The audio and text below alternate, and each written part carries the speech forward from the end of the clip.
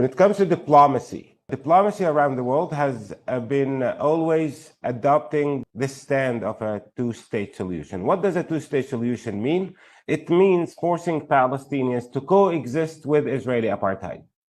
That's it. It doesn't talk about end of Israeli apartheid. It talks about coexisting with Israeli apartheid. The UN ignores the discriminatory nature of the Israeli regime towards 2 million people, which are the so-called Israeli Arabs or the survivors of the ethnic cleansing of Palestine. And it ignores the conditions that Palestinians also outside of Palestine are surviving through, because like a Palestinian who's in exile is denied access to Palestine. Anybody who converted to Jewish faith yesterday is allowed access to Palestine. But that diplomatic pressure has forced desperate Palestinians to say, like, okay, we'll go on a two-state solution. And they signed a piece of paper and had an event of handshakes in the White House in September of 1993.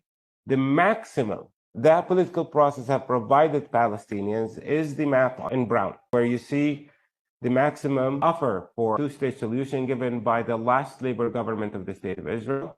It was headed by a war criminal called Ehud Barak, and he suggested that brown would be Palestine on the authority Yasser Arafat, and he rejected this. And because he rejected this, he ended up being locked up and killed in his office in Ramallah in front of everybody in the world.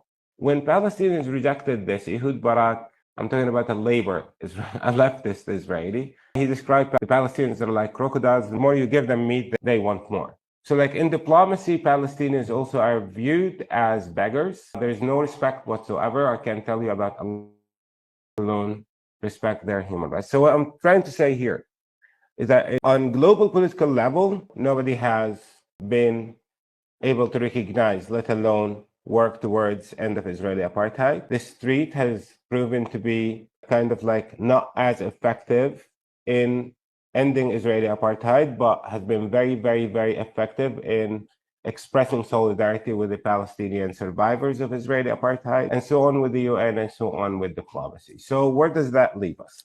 That actually leaves us with things that worked. We've been very distracted from things that worked. Many people keep saying, like, the United States is not going to allow this, the United States is not going to allow that. We can do this, we can do that. Inspired by Palestinian survival, when Palestinians want to express their rejection of Israeli apartheid, where do you think they go? They go to the address of the Israeli oppressor. In my street, the address is the Israeli military base installed on the northern part of Bethlehem. It's the Israeli military vehicle. It has to be an Israeli address. Around the world, the Israeli address is the Israeli embassy or the consulate. Support of the state of Israel by the United States does not qualify to the support the United States of America provided apartheid South Africa for more than 40 years. The apartheid South Africa is a territory that is wealthy in natural resources. We don't have uranium. We don't have gold. We don't have diamond. We don't have tea. We don't have natural resources. What do we have? We have a military base for the United States and the region. That's it. So if there was success in ending apartheid in starting from the United States of America, then we probably have the potential of succeeding in that country also. In the sense that how did apartheid end in the United States of America? How did the relations between the United States and apartheid South Africa started? I'll just take your attention to something happened starting November 1984.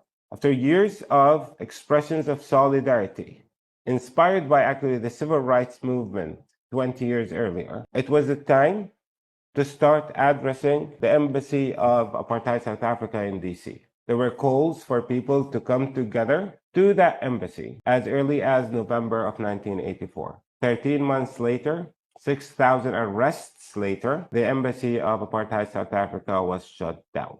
That's the way you confront apartheid. So if the solidarity movement starts looking at the address of Israeli apartheid in their countries, then we will probably have a chance of start challenging and shutting down Israeli apartheid from capitals and cities around the world. Now that is with countries that do have diplomatic relations with the State of Israel. What happened with countries like Indonesia, Malaysia, and nearly out of 193 countries, on the planet, 167 recognize the state of Israel. So they have relations with Israeli apartheid.